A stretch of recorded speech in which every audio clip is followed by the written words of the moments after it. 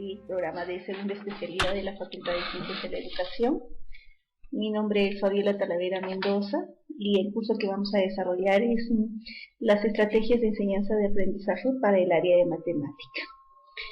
Específicamente, ustedes saben que la matemática es una área fundamental dentro de la educación primaria, al igual que en educación inicial, donde están las bases fundamentadas.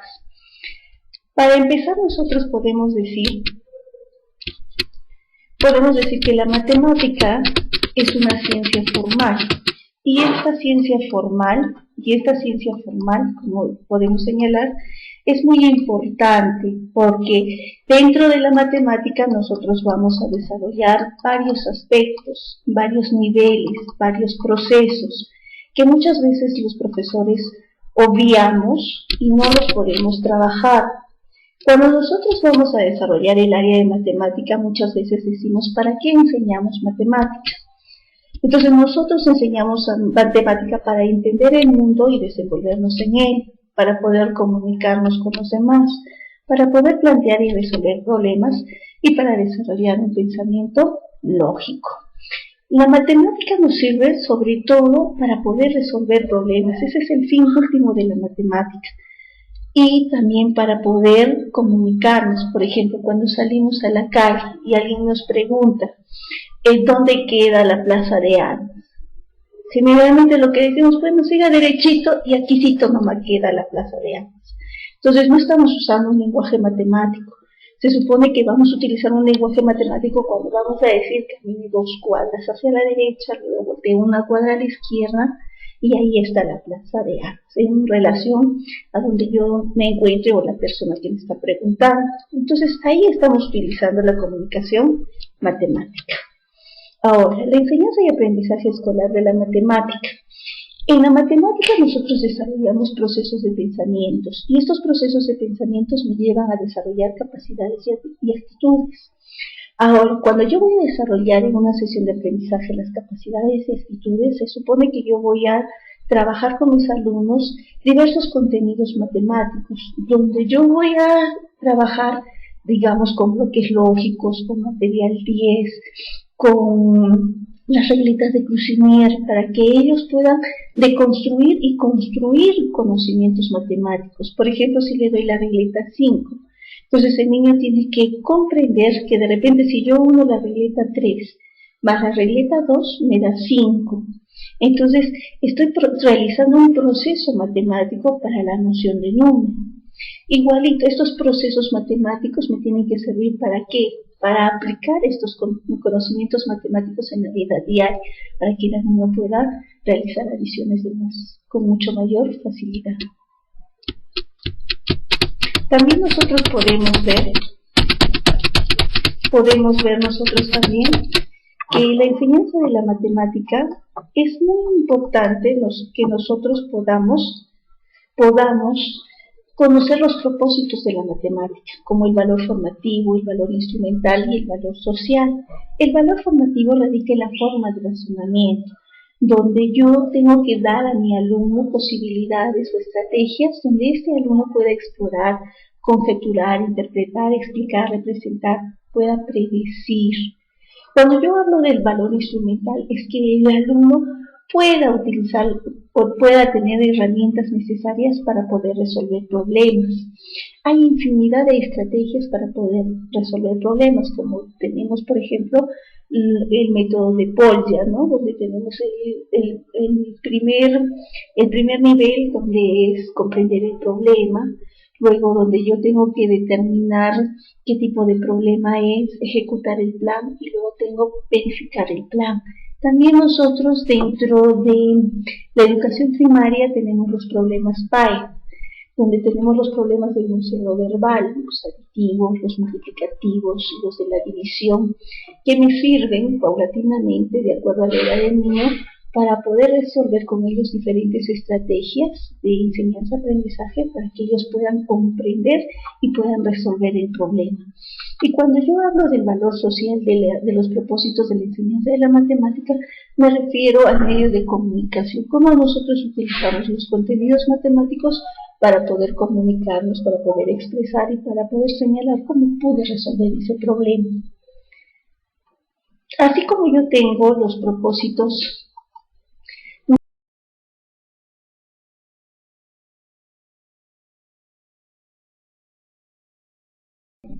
Muy bien. de la metodología de la matemática, nosotros podemos ver que tiene dos finalidades. Una es el de razonamiento y abstracción y el otro es de las situaciones o experiencias que partan de su entorno cotidiano. Cuando nosotros hablamos de razonamiento y abstracción, entonces tenemos que partir de experiencias que sean para ellos de sus vivencias, experiencias que sean de acuerdo al lugar donde viven, y también tienen que partir de material concreto. Si ustedes recuerdan las nociones de Piaget, él en la etapa de las operaciones preoperacionales y en las operaciones concretas, él señala que se debe partir del material concreto para la enseñanza-aprendizaje de las matemáticas. Es muy importante que cuando yo trabaje la noción del número o cualquier contenido matemático, tengo que partir de experiencias que ellos lo puedan vivenciar, donde ellos puedan manipular este material. Y a través de esta manipulación de este material yo voy a desarrollar procesos mentales, como es la observación, la comparación, el análisis, la síntesis. Voy a poder realizar el razonamiento lógico, realizar inferencias. Y por último, esto me va a llevar a la experimentación y puedan producir su nuevo contenido matemático. Es muy importante que cuando yo plantee una sesión de aprendizaje, esta sesión de aprendizaje tiene que partir de situaciones vivenciales para el niño, situaciones que sean para ellos conocidas, para que puedan ser significativas en su aprendizaje. Así como nosotros tenemos el proceso metodológico, también tenemos niveles del pensamiento matemático. Son tres los niveles del pensamiento matemático: el nivel intuitivo concreto, el nivel representativo gráfico y el nivel conceptual simbólico. Cuando hablo yo del nivel intuitivo concreto, me refiero a que yo debo proporcionarle diferentes materiales para que el niño pueda manipularlos, pueda utilizar este material y a través de esas acciones pueda realizar aprendizajes significativos. En este nivel intuitivo concreto, yo voy a proporcionarle material concreto al niño, y a través de este material concreto, el niño va a poder realizar manipulaciones, va a poder realizar juegos que paulatinamente lo van a llevar al nuevo aprendizaje. Cuando yo hablo del nivel representativo gráfico, me refiero a que yo debo utilizar ese mismo material, pero ya asociado a los símbolos. Y estos símbolos me van a posibilitar que el niño ya vaya conociendo el contenido matemático o lo que yo quiero realizar con el niño. Y en el nivel conceptual simbólico, ya aquí el niño netamente va a utilizar símbolos. Es decir, va a poder realizar una adición, una sustracción, una multiplicación, una división o una suma de fracciones, pero ya no apoyado de material concreto. Es camino ya a la abstracción. ¿Por qué son importantes estos niveles del pensamiento matemático? Porque va a posibilitar que dentro de la sesión de aprendizaje que yo planifique, yo pueda incorporar el nivel intuitivo concreto, el nivel representativo y el nivel conceptual simbólico. Entonces, estos niveles tienen que estar insertados dentro de la sesión de aprendizaje y se tienen que evidenciar. Ahora, así como nosotros tenemos niveles en el desarrollo del pensamiento matemático, también yo tengo la cognición y la metacognición, que son otros dos elementos fundamentales que deben ser incorporados en la sesión de aprendizaje. Cuando yo hablo de la metacognición, esto está ligado a los niveles del pensamiento, lo que hemos visto: el nivel intuitivo concreto, la etapa gráfica representativa, la etapa conceptual simbólica. Y cuando yo hablo de la cognición se refiere al desarrollo del pensamiento sensorial, desarrollo del pensamiento racional, desarrollo del pensamiento lógico. Cuando yo hablo de la cognición cuando yo me refiero a los procesos mentales que yo debo desarrollar en el niño. Esos procesos mentales se refiere a que yo voy a trabajar con ellos, con la percepción, con la atención y la concentración, voy a trabajar lo que es los niveles de inteligencia, los niveles de pensamiento, los niveles de lenguaje, que estos tienen que estar incorporados en mi sesión de aprendizaje. Entonces, estos son los procesos cognitivos. Cuando yo hablo de la metacognición, me refiero a los procesos o a la interiorización que yo voy a hacer como persona, como individuo, sobre lo que he aprendido, una reflexión de lo que he aprendido, para qué me va a servir, cuánto he aprendido, dónde lo voy a aplicar. Y esto tanto la cognición como la metacognición me van a producir capacidades en el aprender a pensar, aprender a hacer, aprender a vivir y aprender a hacer. En la cognición, como les dije anteriormente, nosotros desarrollamos dos procesos, los básicos y los superiores. ¿Cuáles son los procesos básicos? Los procesos básicos son la sensación, la percepción, la atención y concentración y la memoria. Cuando hablo de procesos cognitivos complejos, cuando me refiero al desarrollo del pensamiento y del lenguaje. Todos estos aspectos deben estar involucrados dentro de una sesión de aprendizaje. Así como les dije anteriormente, debe haber los niveles del pensamiento matemático, el nivel concreto, el nivel representativo gráfico y el nivel simbólico, también debe incluirse también dentro de la sesión de aprendizaje los procesos cognitivos. Así como tenemos estos procesos cognitivos, también tenemos demandas cognitivas en la enseñanza de la matemática. Tenemos demandas de bajo nivel cognitivo y demandas de alto nivel cognitivo. ¿Cuándo me refiero a baja demanda cognitiva? Cuando yo o el niño va a realizar diversos ejercicios donde solamente se van a limitar a fórmulas o de repente hacer simples adiciones, sustracciones, multiplicaciones o divisiones, desligadas de una resolución de problemas, como vemos en el ejemplo. También tenemos niveles de alta demanda cognitiva. ¿Cuáles son? Donde el alumno va a poder inferir, va a poder razonar, va a poder justificar, demostrar, argumentar lo que está realizando. Y esto se va a poder realizar siempre y cuando el alumno logre realmente un proceso en su pensamiento matemático. Ahora, cuando hablamos de la matemática fundamentalmente dentro de la educación básica regular se refiere a dos aspectos, a un nivel cultural y a un nivel social.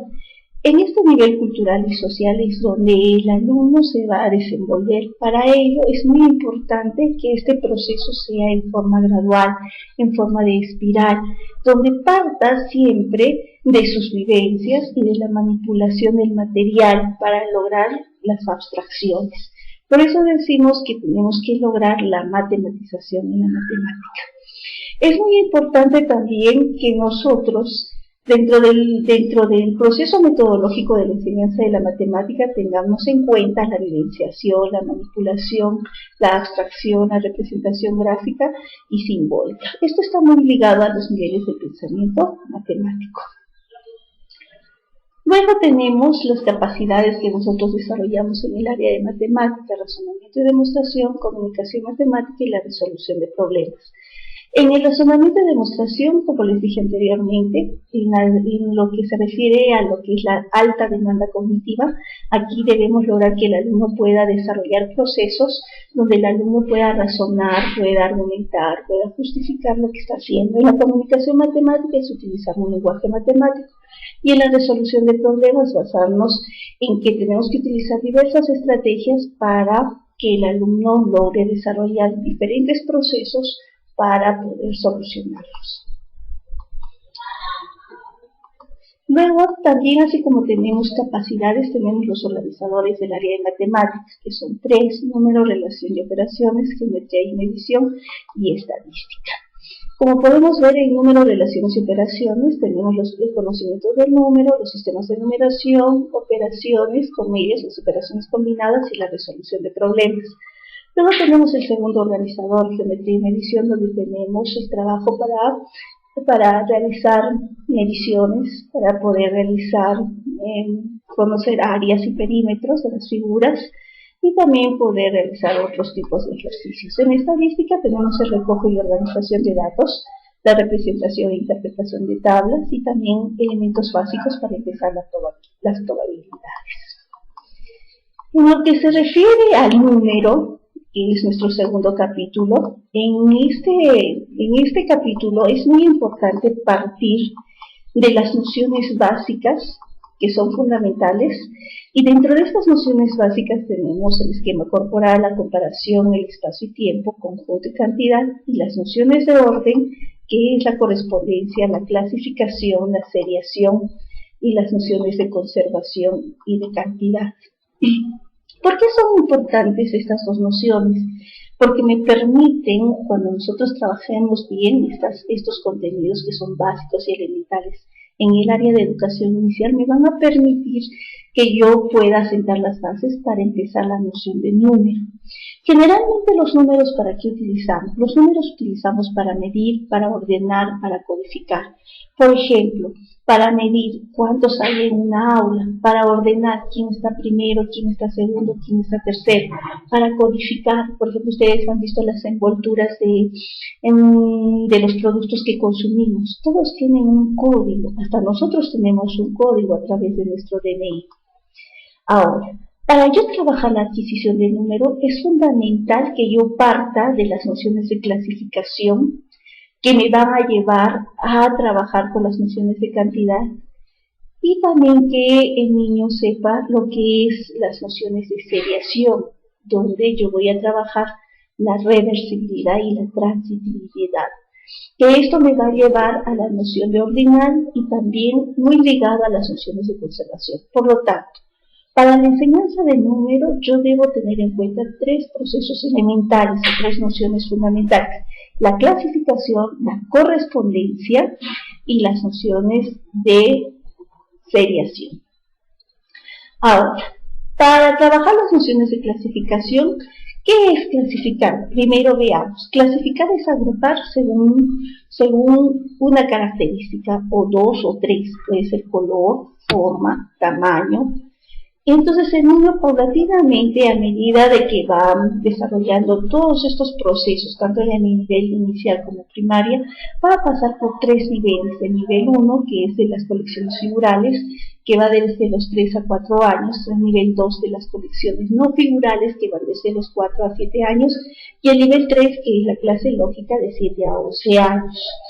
Durante la etapa escolar, tanto en el nivel inicial como en primaria, el niño, entre más contacto tenga con el material concreto, va a poder realizar diversas clasificaciones.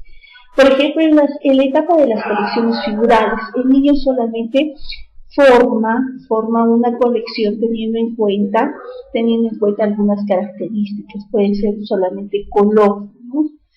En la segunda etapa de las colecciones no figurales, aquí el alumno ya va a agrupar los objetos de acuerdo de repente a los criterios: color, forma, o tamaño y color. En la clase lógica, aquí el niño tiene que comprender que dentro de un conjunto universal puede existir subconjuntos, ¿no? Y que algunos pertenecen o no pertenecen. Entonces ahí hablamos de la clase lógica, y cuando el alumno ha logrado la más alta noción de clasificación.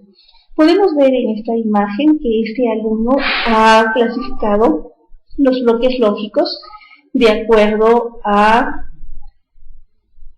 criterios, ¿no? El criterio es la forma. Solamente ahí tenemos el criterio de la forma. Luego, ¿qué es la seriación? La seriación es una habilidad lógica que consiste en ordenar los objetos. Estos pueden ser por color, forma, tamaño, textura. Pueden ser en forma creciente, en forma decreciente. Ahora, cuando yo trabajo esta noción, aquí yo desarrollo dos procesos: la transitividad y la reversibilidad. Cuando hablo de la transitividad, cuando el niño comprende, por ejemplo, a través de este ejemplo, que el patito A, ¿sí?, es menor que el patito B, y el patito B es menor que el patito C. Entonces, estas nociones tiene que comprender el niño. ¿Cuándo hablo yo de la noción de reversibilidad? Cuando el niño comprende que A es menor que B, pero a la vez que B es mayor que A. Entonces, ahí estamos hablando de dos procesos que le van a conducir a dos elementos fundamentales. Uno es que el niño trabaje la ordinalidad, que conozca quién es primero, segundo, tercero, y también me lleva a las nociones de conjunto, a saber cuántos elementos tengo. Por ejemplo, en este caso yo tengo 3 caracoles, ¿no? Entonces, cuando yo hablo de la noción de seriación, hablo de dos elementos fundamentales, lo que es la ordinalidad y lo que es la cardinalidad. Ahora, en las nociones de conservación de cantidad es necesario que el niño comprenda que hay cantidades que permanecen estables y que solamente lo único que cambia es el volumen o es el objeto que voy a utilizar. Por ejemplo, también tenemos que en las nociones de conservación yo puedo trabajar con cantidades continuas como líquidos o harina o cantidades discontinuas como bolitas, chapitas. En las nociones de conservación nosotros podemos ver aquí en el ejemplo que he presentado 5 bolitas. Y en la parte de abajo tenemos 5 bolitas apiñadas. Si nosotros le preguntamos al niño dónde hay la mayor cantidad de bolitas, el niño inmediatamente va a decir que tengo en la primera fila la mayor cantidad de bolitas. ¿Esto qué quiere decir? Que el alumno no ha desarrollado las nociones de correspondencia. Cuando yo trabajo la correspondencia, trabajo los términos más que, menos que, tantos como. En este caso, entonces, para que el niño entienda este ejercicio, tendríamos que relacionar uno a uno de los elementos, para que el niño pueda comprender que existe la misma cantidad de elementos en cada conjunto. Cuando yo hablo de la conservación de cantidad de elementos discontinuos, es cuando yo le voy a presentar, por ejemplo, vemos aquí en un recipiente he colocado 5 bolitas y estoy utilizando un tubo de ensayo y ahí también voy a colocar 5 bolitas. Y aquí le pregunto al niño, ¿dónde hay la mayor cantidad de bolitas? Inmediatamente el niño me dirá que en la probeta hay la mayor cantidad de bolitas. Ellos no se fijan por el volumen del objeto, ¿no? Entonces, igual, hacemos la correspondencia de uno a uno para que el niño comprenda que hay igual cantidad de elementos. Ahora, para yo empezar la noción de número, yo primero tengo que partir desde la discriminación del número. ¿Cómo se escribe el número? Ahora, relacionar este número con los numerales es también otra etapa muy importante dentro de la noción de número. Que el niño también conozca dentro de los conjuntos cuántos elementos hay, también me ayuda para la adquisición del número. Relacionar el numeral con el número. Aquí podemos relacionar, por ejemplo, un objeto, entonces una manzana corresponde al 1, y así sucesivamente. También esto me va a llevar a que yo voy a trabajar nociones de adición, me va a lograr a que yo trabaje la sustracción, y pueda realizar finalmente la resolución de problemas. La idea fundamental en la enseñanza del número es que el niño tiene que descomponer el número. No solamente es enseñarle el número y que el niño repita varias veces el 333, sino que él logre descomponer. Y esto lo voy a lograr a través de las regletas de Crucinier o chapitas o palitos o cualquier material que ustedes dispongan. La idea es que el alumno pueda deconstruir y construir el número 3, que comprenda que 1 más 1 más 1 me da 3 o que 2 más 1 me da 3.